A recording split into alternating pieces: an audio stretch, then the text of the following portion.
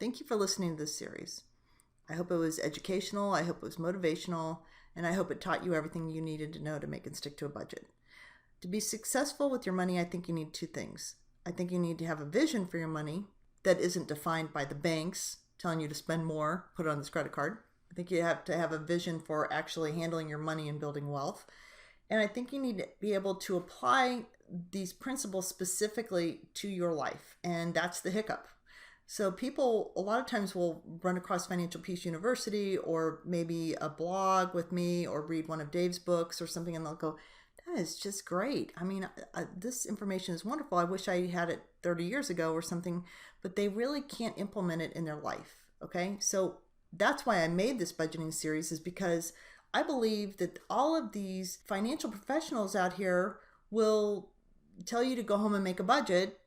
And that's the key component. And it's a desert of information of how to actually make and stick to a budget. It's a desert of information.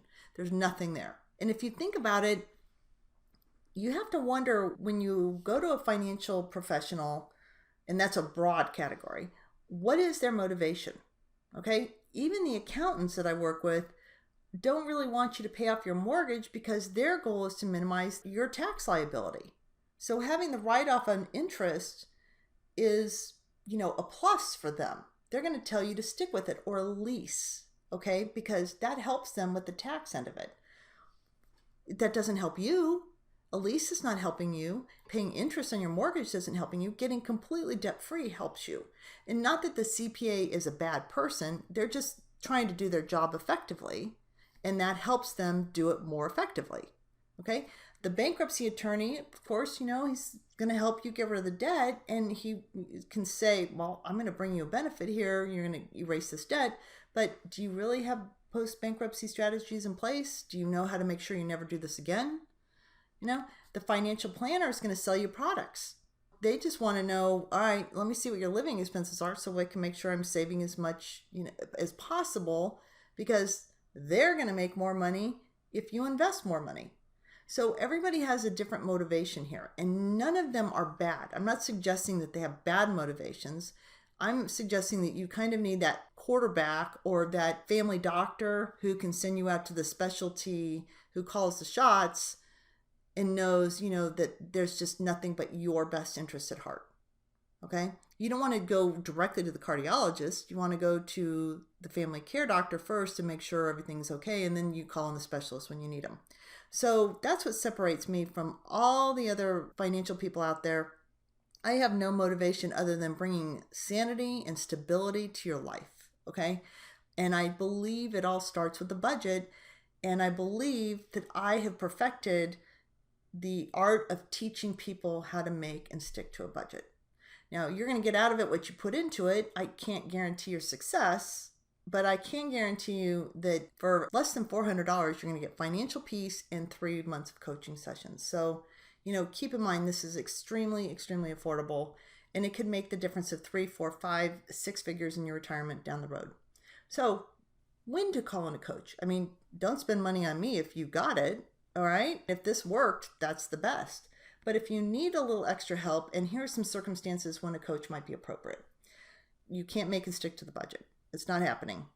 You need a coach.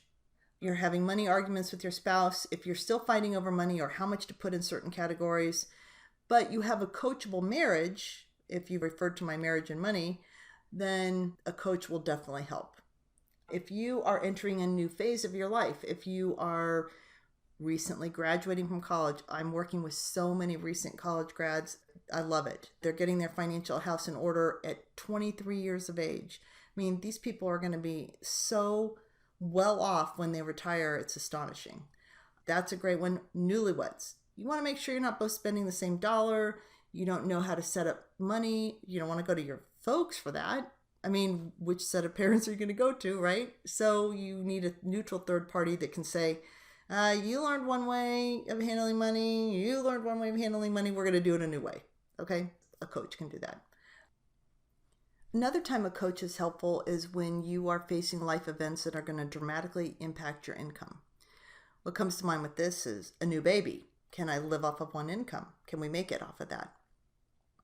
Can I afford to retire? If you're going to quit your job, you want to make sure you've got a plan in place and you know how you're going to handle that. How do I draw down my assets? What do I do?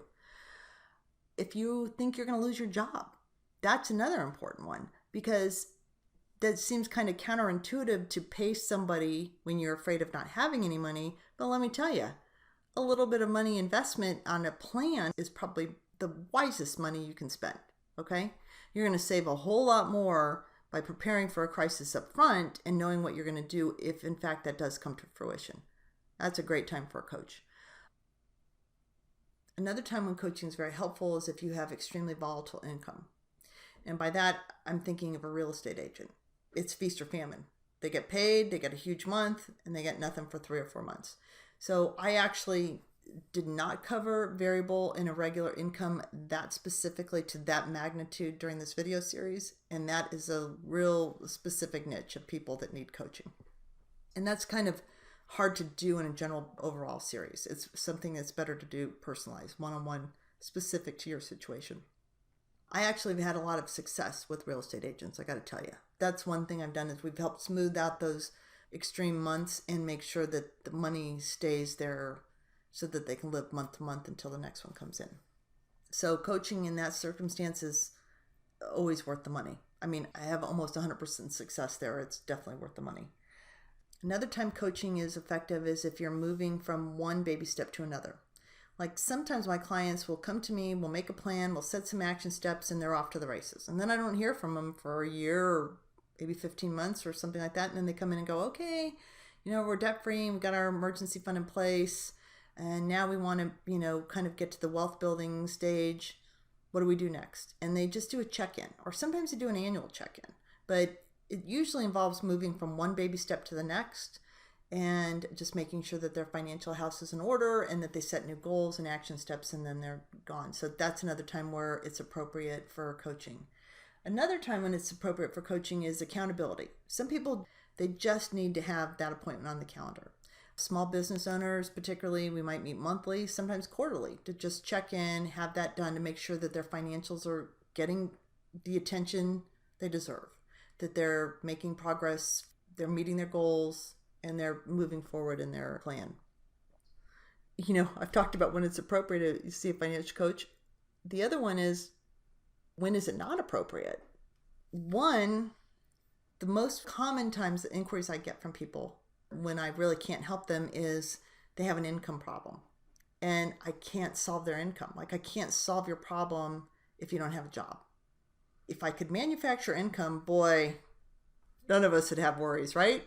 I'd be really worth my money, but it can't happen. I can't do that. So when people call me and they say, I can't work anymore and I have no money left and what am I supposed to do? There's no programs for me. There's nothing.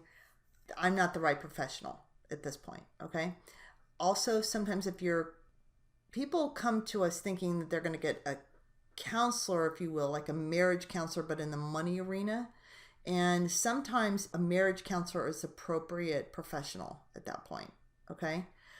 If the video just works and you got everything you need to know and you can take this and you can run it and implement it in your life, that's it. You're off to the races, and show your kids, get them doing it too. Then you don't need to pay me. You got it. My clients have said to me time and time again, oh, I wish I did this years and years ago. And oh my goodness, I wished I'd done that myself years and years ago. I can't say I regret it, but I certainly would have benefited from it. And I just nag my kids. It's like, oh, you don't want them to have the same problems you did. So I'm like the crazy mom that's like, shh, you're out of budget.